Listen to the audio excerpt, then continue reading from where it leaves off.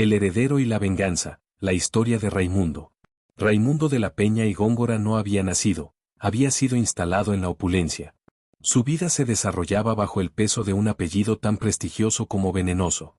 El veneno tenía nombre y apellido, don Anselmo de la Peña y Góngora, su tío abuelo, el patriarca.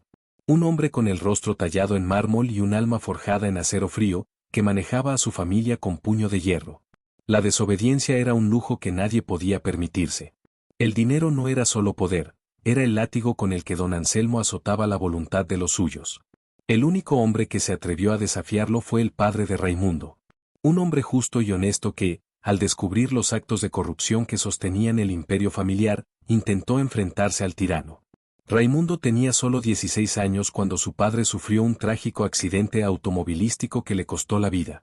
Aunque la policía cerró el caso, la sombra de la sospecha nunca abandonó al joven heredero. Raimundo creció con esa sombra y con el ADN de su familia. Era apuesto, brillante, pero cargaba con una neurosis controladora, un reflejo de su linaje.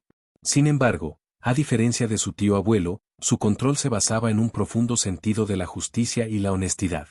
Su vida era una sucesión predecible de negocios y deberes, hasta que una noche, la curiosidad lo llevó a un rincón oscuro de la red, una plataforma de contenido explícito. Allí, entre la vulgaridad, vio una mirada. Una mirada dulce, triste y noble que no encajaba con el entorno. La mirada pertenecía a una de las gemelas. Raimundo se enamoró de esa dulzura y, en un error fatal de identificación, creyó que era Lucía. Impulsado por su instinto de rescate, y su necesidad de controlar el destino de otros, aunque fuera para bien, la buscó y la encontró. Le ofreció una vida mejor, queriendo sacarla de esa degradación. Raimundo llevó a Lucía a vivir con él en un apartamento de lujo. Quería moldearla, sanarla, alejarla de la vida fácil. Lo que no sabía era la profunda depravación en la que Lucía ya estaba sumida. El dinero de Raimundo solo financió sus adicciones y caprichos. Ella no buscaba amor ni redención, buscaba el próximo golpe. Mientras Raimundo se frustraba con los fracasos de su rescate, el eco de un viejo pleito familiar resonaba. Años atrás, un joven y brillante empleado de la firma, Lorenzo, había sido humillado públicamente por don Anselmo. Solo Raimundo, desafiando la autoridad del patriarca, se había acercado a Lorenzo para ayudarlo, dándole una mano y un consejo, un acto de bondad que Anselmo tomó como una afrenta personal. Don Anselmo, que tenía ojos y oídos en todas partes, se enteró de la nueva novia de su sobrino y de dónde venía. Viendo en Lucía un arma perfecta para su venganza, el anciano la atrajo con el doble de dinero y la promesa de drogas y una vida aún más fácil. Lucía aceptó sin dudar. Don Anselmo se robó a Lucía de las manos de Raimundo.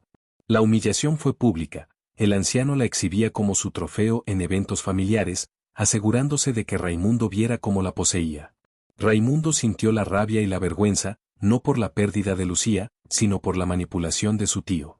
Durante ese tiempo, Raimundo, sumido en la introspección, volvió a ver los libres de las gemelas y, de pronto, lo entendió. Su mirada noble no era de Lucía, era de Elena, la hermana que se había ido. Lucía era la depravación, Elena era la víctima. Raimundo se dio cuenta de que su amor no era por el rescate fallido, sino por el alma intacta que él había confundido con la rota. Cuando Lucía fue descartada por don Anselmo, Raimundo vio su oportunidad. Se acercó a Elena con la verdad, no con mentiras. Él se había enamorado de ella, y ahora solo quería protegerla de la sombra de su hermana y su pasado. Sin embargo, don Anselmo no había terminado. Su plan era revelarle a Elena toda la verdad sobre la relación de Raimundo con Lucía, no solo para hacerla sufrir, sino para arruinar la reputación y la paz mental de su nieto. Justo en ese momento crítico, un jet privado aterrizó en la ciudad. Lorenzo había regresado. Ya no era el empleado humillado, era un joven magnate por méritos propios, esposo de Mariana, y con una fortuna forjada con honestidad. Él buscó a Raimundo de inmediato. Tu tío abuelo arruinó mi vida una vez, Raimundo, y tú fuiste el único que me tendió la mano, dijo Lorenzo con frialdad. Es hora de que te devuelva el favor. Pero antes, debes saber la verdad. Lorenzo le reveló una horrible y cruel verdad. Mientras trabajaba en la firma, había interceptado documentos que, sin lugar a dudas, probaban que el accidente del padre de Raimundo no fue tal. Don Anselmo había ordenado su asesinato. Lorenzo había guardado la evidencia, esperando el momento oportuno para la venganza. He vuelto para destruir a ese hombre. ¿Me ayudarás a honrar a tu padre? La rabia de Raimundo estalló. La neurosis y el control que por años había usado para reprimir su dolor, se transformaron en un deseo ardiente de justicia. Raimundo y Lorenzo, unidos por el dolor y la lealtad, idearon un plan de venganza perfecto. Necesitaban un arma mediática que pudiera operar fuera del control de don Anselmo. Contactaron a Maximiliano Max Rivas, un popular TikToker de denuncia social, conocido por su alcance viral y su postura antiélite. Lorenzo le entregó a Max los documentos de corrupción más explosivos de don Anselmo, los mismos que su padre había intentado denunciar. El escándalo mediático fue un tsunami.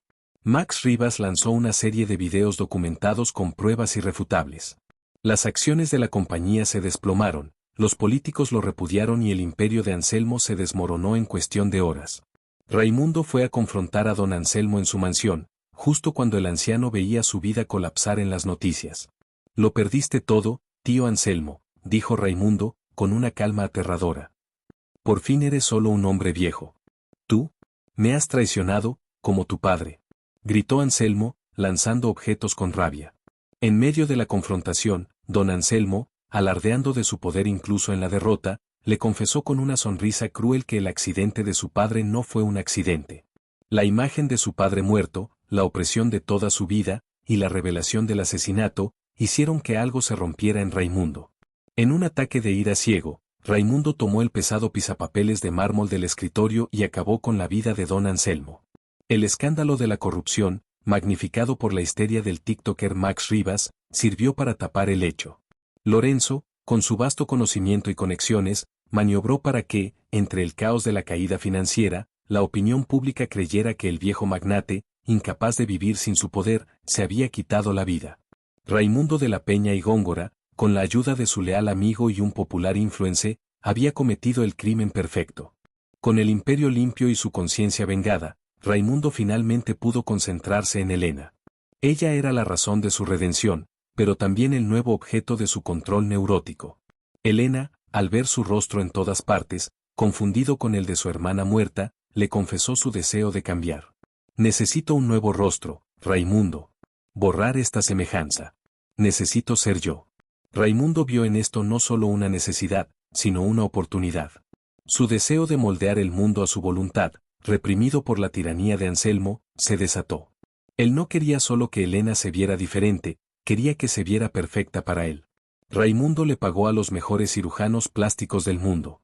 No solo cambiaron los rasgos de Elena para diferenciarla de Lucía, sino que, sutilmente, la esculpieron a la imagen y semejanza de la mujer perfecta que él había idealizado desde niño. Pómulos más altos, una nariz más fina, una línea de mandíbula más definida. Elena, rota por la vida y el pasado, aceptó sin dudar. Raimundo era la persona más increíble que le había pasado, su salvador y su amante. En sus brazos, no sentía el control, sino la seguridad. La nueva cara era una armadura, un borrón y cuenta nueva que él le había regalado. Ellos se casaron, Raimundo como el heredero justiciero, Elena como la mujer rediseñada. El mundo los veía como una pareja de cuento de hadas, pero la verdad era más oscura.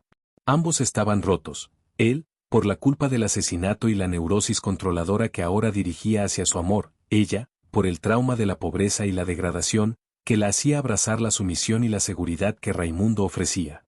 Se establecieron en la isla privada.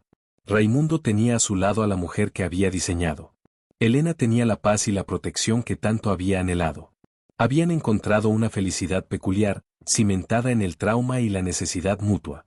A veces, la vida enseña que para que dos personas rotas puedan vivir felices, no necesitan sanar completamente, sino encajar las grietas del otro.